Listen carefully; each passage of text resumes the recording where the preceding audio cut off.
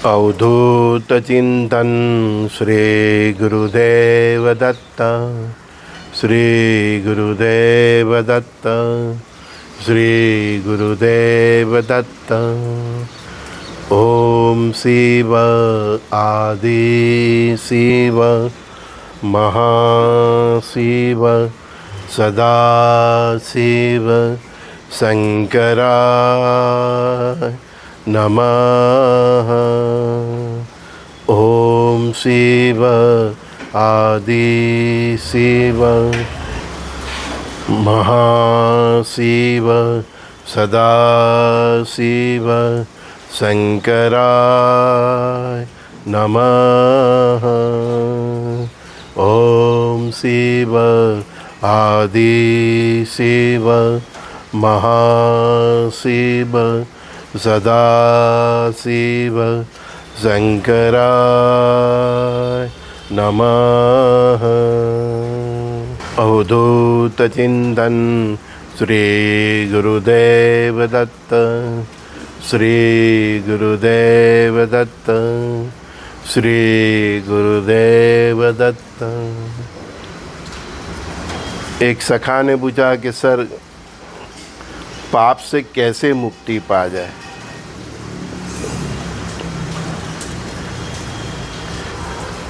पाप करने से पहले हम नहीं सोचते हैं कि पाप से कैसे मुक्ति कर दिया है ना। जब पाप इकट्ठे हो जाते हैं, वो कई बार बच्चों को वो गुमड़ू हो जाता है, गुमड़ा फुल्ला हो जाते हैं ना, फिर वो पक के फूट जाते हैं। तो पाप का ये ऐसा ही है। जब पाप इंसान का पक जाता है, राष्ट्र का पक जाता है, शहर का पक जाता है, तो पक के तो फूटना ही है ना। अभी विश्व में देखो, अभी सब पाप का ही सबका गड़ा भर गया है। तो जहाँ भी देखो बस महादेव का तांडव तांडव तांडव ही है। हम बोल रहे हैं कि महादेव का तांडव है, लेकिन आपके कर्मों का ही तो वो प्रतिफल है ना। एक्शन का रिएक्शन है। गुरु महाराज बोलते थे कि हम इसी को एक गाली देते हैं तो ब्रह्मांड सर्कस का गोला है, परावर्तित होके 100 टाइम्स कोई हमें दे जाता है। यही कर्म का सिद्धांत है, यही नियम है। तो ऐसे ही पाप का घड़ा भर जाता है। आपने जो एक मतलब गलत शब्द किसी को बोल दिया तो 100 टाइम्स, तो आपका पाप का मतलब रिएक्शन कितना होता है, 100 टाइम्स। पाप वो बर्फीले पहाड़ जैसा है। किसी के पाप इतने गहन होते हैं, स्टोन के पहाड़ होते हैं ना, ऐसा मिट्टी के भी नहीं। वो उसको फेस ही करना पड़ता है, उसका कोई इलाज नहीं। चाहे किसी शास्त्री को बताओ, कुंडली बताओ, कुछ भी बताओ करो, पर उसका कोई इलाज नहीं। मिट्टी जैसे होते हैं या बर्फ़ जैसे होते हैं, तो वो पाप पुण्य के ताप से ढल जाते हैं। तो पाप बर्फीले पहाड़ की तरह होते हैं, मिट्टी के पहाड़ की तरह होते हैं। अति बारिश से भी ढल जाते हैं और पुण्य के पाप से भी धीरे धीरे ढल जाते हैं। पुण्य की बारिश और पुण्य का ताप दोनों से बर्फीले पाप के पहाड़, मिट्टी से बने पाप के पहाड़, वो दोनों की तरह ढल जाते हैं।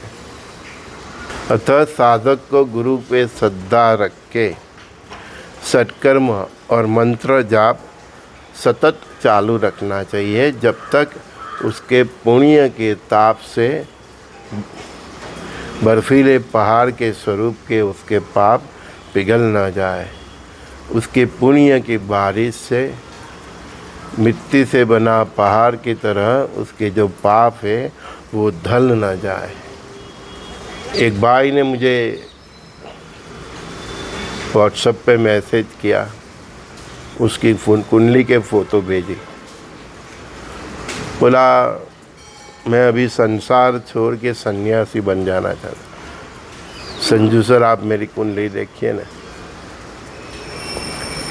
मेरे नित्य जो संवाद सत्संग के संवाद है, जो पूरा वीडियो सुनते हैं उनको ये प्रश्न ही नहीं रहता।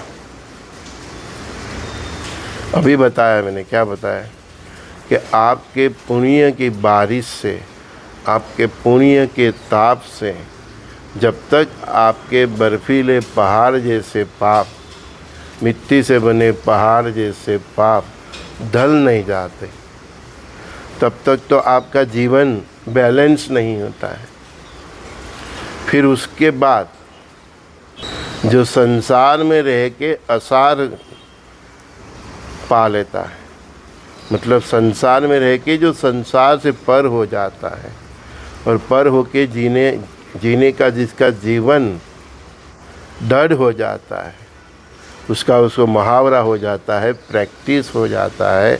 वो संसार में रह के भी संसारी न रह के जब जीवन जीता है, निर्लेप होके जीता है, निस्वार्थ होके जीता है, परोपकार के भाव से जीता है, सभी इच्छाओं आकांक्षाओं से पर हो जाता है, सभी वासनाओं से पर हो जाता है, मैं मेरा से पर होकर ते तू और तेरा, ये भाव उसका जागरूक हो जाता है। शुद्ध सात्विक जीवन और जिसका चरित्र सुडर हो जाता है, दग्ध हो जाता है,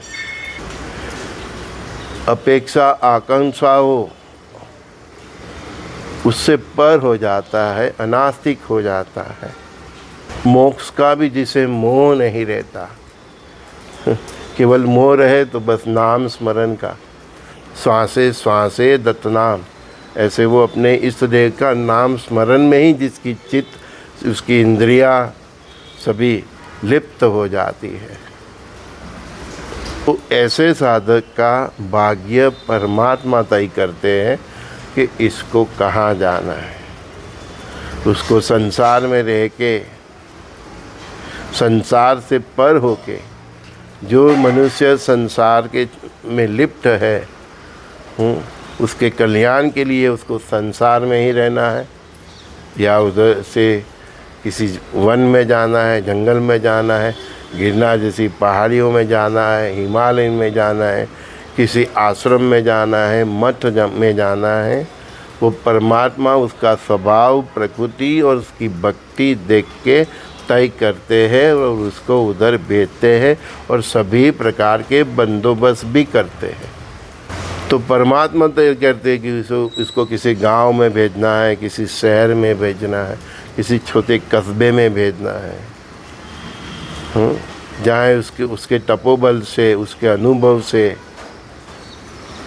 उसके ज्ञान से वो उन लोगों का उद्धार भी कर सके और अपनी तपस्या को भी आगे ले जा सके।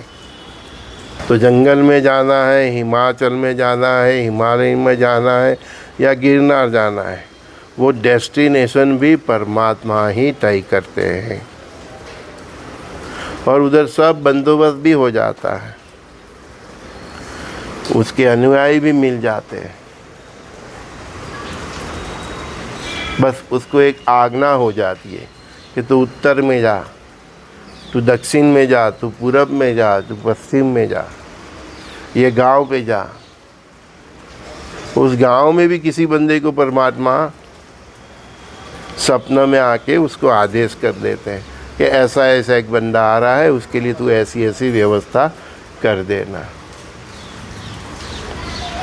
ऐसी परमात्मा की कृपा हो, ऐसा आपका लेवल हो, तो संसार छोड़ाना नहीं छोड़ाना वो परमात्मा तय करते हैं।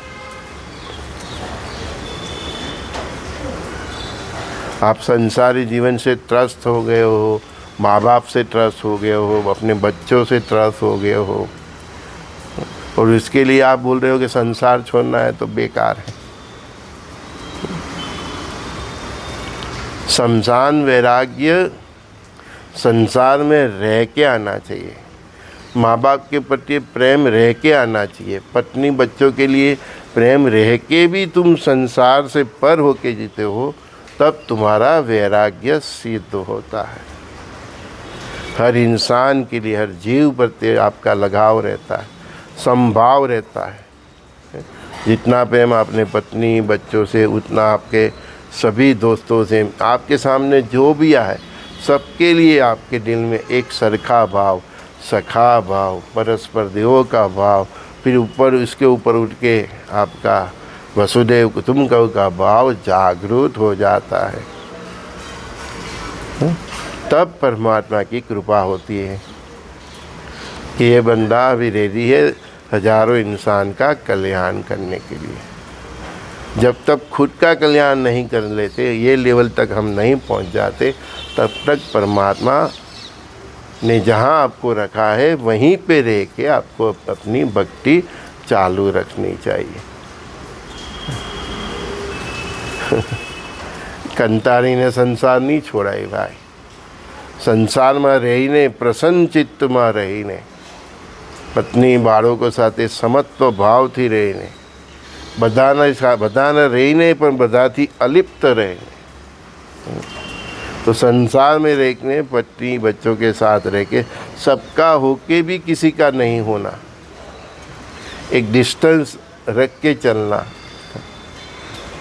मेरी बात करो, देखो मैं आप सबका हूँ, लेकिन ऐसे देखो तो मैं किसी का नहीं हूँ।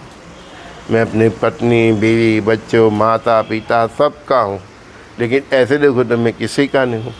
कि वो ज्ञान मैंने सहज किया है कि ये संसार में अकेले आए हैं, अकेले जाना है, लेकिन जो हमारी बेसिक रिस्पॉन्सिबिलिटी है वो भी निभाना है। शादी किया है तो बच्चों का भी देखना है, बीवी का भी देखना है, माता पिता का भी देखना है। ये देखते देखते अपनी भक्ति दृढ़ सिद्ध करके हमें आगे चलते रहना है। अपनी जिम्मेदारियों को छोड़ के भाग जाना, वो साधु नहीं बन पाता, वो बागेरू बन जाता है। परमात्मा की इच्छा के बिना संसार छोड़ना ही गलत है। फिर आपको दिक्कतें नहीं रही, उसकी इच्छा ही नहीं, तो फिर आपको हर जगह तकलीफ़ पड़ेगी। कई लोग को आप देखो 2 टाइम की रोटी भी नहीं जुटा पाते, हाँ? तो रोटी नहीं जुटा पाते तो भजन कैसे करेंगे? परमात्मा का आदेश हो तभी संसार छोड़ना, नहीं तो संसार में रह के साधु की तरह जी के मानव सभ्यता की सेवा करना। प्रातःकाल के सत्संग में संजय दृष्टि का सभी दोस्तों बहनों भाइयों को प्रणाम। श्री गुरुदेव दत्त।